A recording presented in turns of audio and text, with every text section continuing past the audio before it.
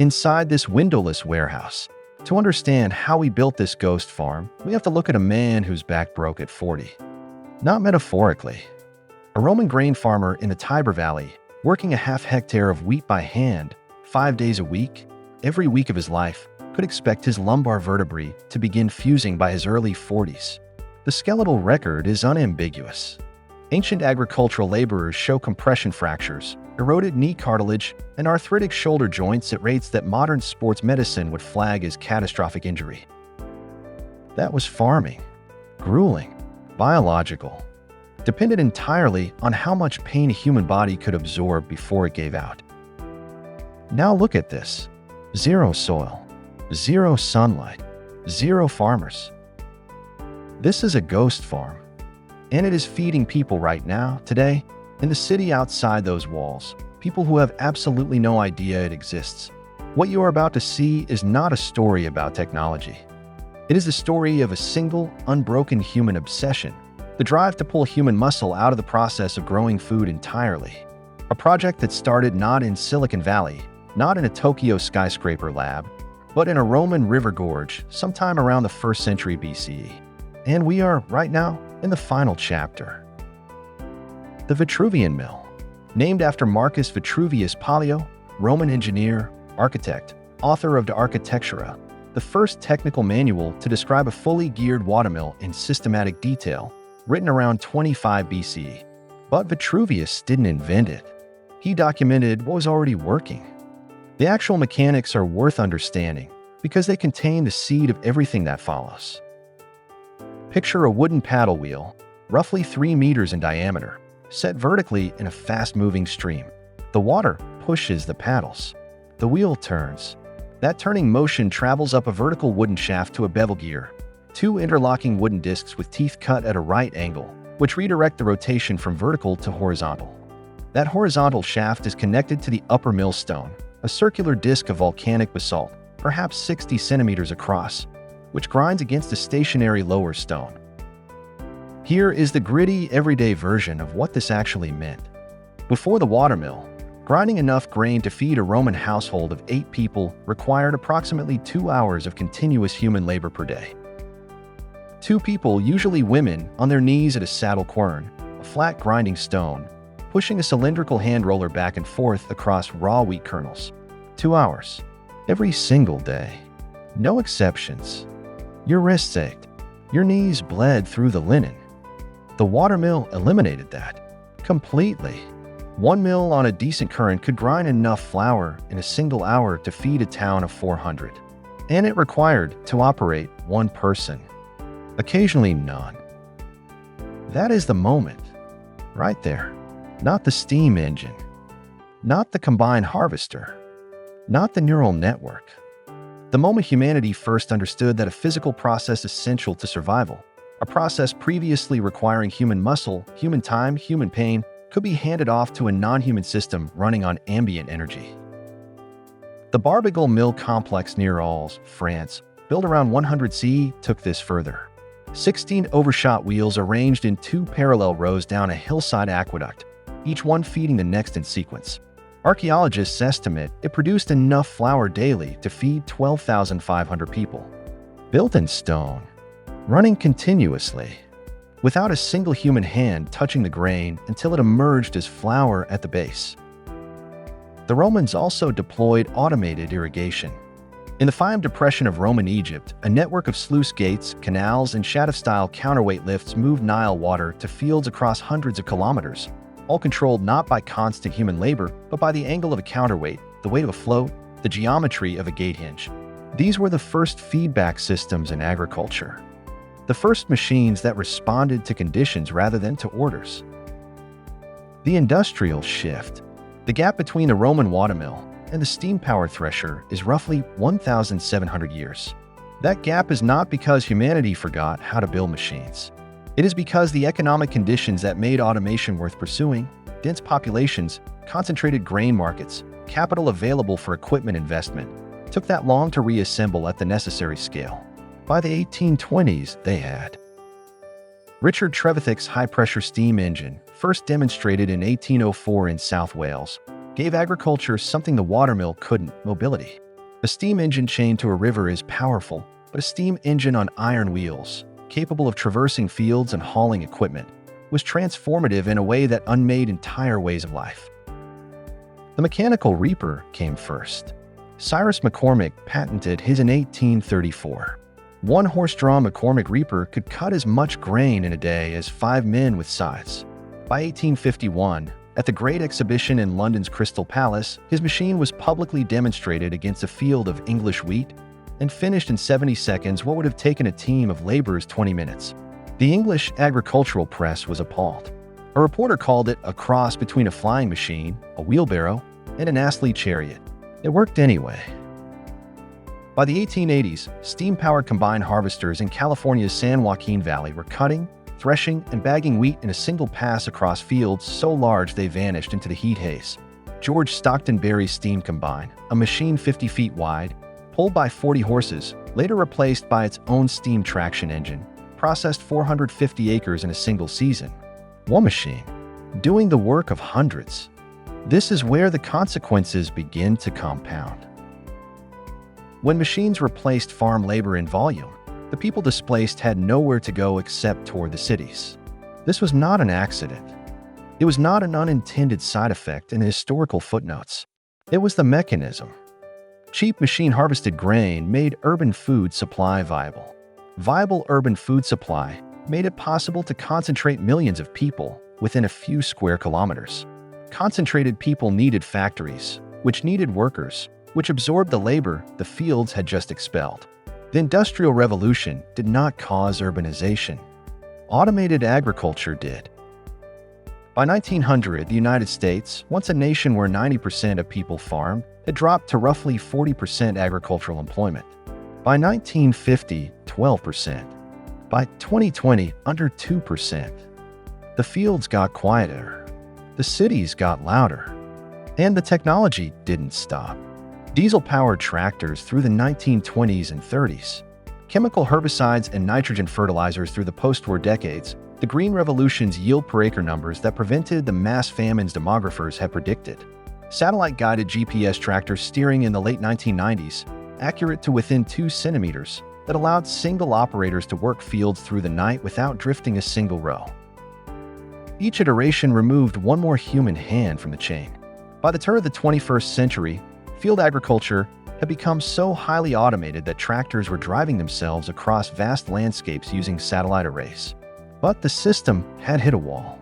You could automate the tractor, you could optimize the chemical spray, but you could not automate the sky. To conquer the final variable of farming, humanity had to do the unthinkable, pull the crops out of nature entirely. The silent revolution. The building has no windows because windows are a liability. Sunlight carries the wrong spectrum for the specific chlorophyll absorption peaks the crops require. Uncontrolled light introduces variability. Variability introduces inefficiency. The building is sealed not to hide what's inside, but because what's inside has been engineered to not need anything from outside. This is vertical farming, and describing it as farming feels almost dishonest. Aeroponic systems, derived from NASA research into growing food on long-duration spacecraft, first formally studied in the 1990s at Kennedy Space Center's closed ecological life support program, feed crops through nothing but ultrafine water droplets carrying dissolved nutrients. The droplets are between 5 and 50 microns in diameter. For reference, a human hair is roughly 70 microns wide. The mist is invisible to the naked eye. The nutrient solution itself is a precisely calibrated formula. Macronutrients, nitrogen, phosphorus, potassium, the NPK ratio adjusted in real time based on sensor readings of the plant's current growth stage. Micronutrients, calcium, magnesium, iron, boron, zinc, copper, manganese, molybdenum, each measured in parts per million, each adjusted automatically by a dosing system running on a closed feedback loop. The lighting is equally precise. Modern vertical farms use LED arrays tuned to emit primarily at 660 nanometers, deep red, in the photosynthetically active radiation band that chlorophyll A absorbs most efficiently, and 450 nanometers, the blue end of the spectrum that governs plant morphology and prevents excessive stem elongation. Purple-pink light to human eyes. Photosynthetic rocket fuel to the plant. Photo period, the number of hours of light per 24-hour cycle, is adjusted by crop type and growth phase. Lettuce varieties receive 16 hours of light daily. Some microgreen operations run 20. The algorithm handles the schedule. It has no days off. Bowery Farming's Manhattan facility produces 100 times the crop yield per square foot compared to a conventional outdoor farm. AeroFarm's facility in Newark, New Jersey, a converted 69,000 square foot steel mill, grows leafy greens in 16-day cycles with 95% less water than field agriculture. AppHarvest's 60-acre hydroponic greenhouse complex in Moorhead, Kentucky, uses recycled rainwater for 90% of its irrigation. The machines that tend these crops operate with the same clinical detachment. IronOx's autonomous greenhouse system uses mobile robotic platforms, roughly the size and shape of a small freight pallet, fitted with computer vision modules and articulated grasping arms, that navigate growing floors using simultaneous localization and mapping, the same core spatial reasoning technology that guides self-driving vehicles. Each robot continuously scans its environment, identifies crop positions by visual signature, and makes harvesting decisions without human input. The machine learning backbone running these decisions has been trained on tens of millions of images of crops at various growth stages, health conditions, and lighting angles. When a leaf shows early signs of tip burn, a calcium deficiency-related condition visible as browning at the leaf margins, the system flags it within hours. A human scout walking the same area might miss it for days. The machine learning backbone running these operations doesn't look at a plant the way a human farmer does. It doesn't see a leaf. It reads a shifting matrix of mathematical values. It measures the subtle infrared heat reflecting off the plant's surface to calculate drought stress hours before the cell walls actually begin to wilt. AppHarvest deployed these automated scans to generate per-plant health maps updated every 48 hours. The system is diagnosing problems that have not yet, technically, happened. This is precision farming at its logical endpoint. The soil is gone. The weather is gone. The season is gone. The farmer is almost gone, reduced to a technician who monitors dashboards and services equipment, who might walk the growing floor twice a week, who interacts with the crops primarily through a screen. Almost. Here is the thing about invisibility. When the Roman watermill appeared on the Moselle River in 310, the Barbagal complex, grinding flour for an entire province, the people eating that bread did not think about the mill. They thought about the bread. The mechanism disappeared. The output remained. Every step in this history has done exactly the same thing. The scythe disappeared into the mechanical reaper. The reaper disappeared into the combine. The farmer's daily presence in the field disappeared into GPS-guided precision equipment. The greenhouse worker disappeared into the robotic arm. The food keeps appearing on the table. The machinery behind it becomes progressively less visible. The question this raises is not technological. It is not about whether automated vertical farms can scale. They can. The numbers support it. The global indoor farming market was valued at $40.9 billion in 2022 and is projected to exceed $175 billion by 2032. The cost of LED arrays has dropped 94% since 2008. Water recycling systems in modern aeroponic facilities recover and reuse over 98% of irrigation water. The economics are converging. The question is cultural. What does it mean for a species, one that spent 10,000 years organized around the rhythms of agricultural seasons, the vulnerability of harvests, the intimacy of soil, to finally sever that connection? Not through disaster. Not through scarcity, but through success. Through engineering so thorough, so silent, so functional that the process of growing food simply disappears from daily life entirely. There are real answers to that question, not just philosophical ones. Approximately 2.5 billion people on this planet still work in traditional agriculture. Smallholder farmers in sub-Saharan Africa, South and Southeast Asia, Latin America, who have not been reached by GPS tractors, let alone aeroponic towers. For them, the automation story is not one of liberation from labor. It is one of being bypassed, economically, geographically, technologically, by a food system that scales toward capital intensity and away from human sweat. That tension is not resolved. It is the central tension of the next 50 years. But here is what is also true. A vertical farm in a repurposed warehouse in Phoenix, Arizona, a city built on the edge of a desert where groundwater is actively depleting, can grow leafy greens year-round using 95% less water than the fields in California's Central Valley that currently supply those same greens. A ghost farm in Lagos or Nairobi or Jakarta, running on solar panels, could in theory produce food for dense urban populations without requiring the farmland, the rainfall, or the climate stability that those regions increasingly cannot guarantee. The invisible farm is not a death of agriculture. It is agriculture finally doing what Vitruvius's millwright understood in the 1st century BCE, that the best tool is the one that keeps working when the human hands let go. For 10,000 years, we have been trying to build that tool. We are standing inside it now. This channel exists to pull back the curtain on the systems that feed the modern world.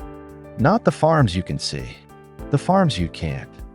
The robotics labs in Salinas, California, where engineers are replacing strawberry pickers with machines that can identify a ripe berry in 0.3 seconds. The precision fermentation facilities growing animal protein without a single animal. The AI systems modeling entire crop ecosystems, calculating yield, disease probability, and market timing simultaneously for fields that may not yet exist. Every video on this channel is a node in that larger map. If you've watched to here, you already know what kind of viewer you are. Subscribe, hit the bell, leave a comment telling us one thing you didn't know before watching this. We'll see you inside the invisible farm.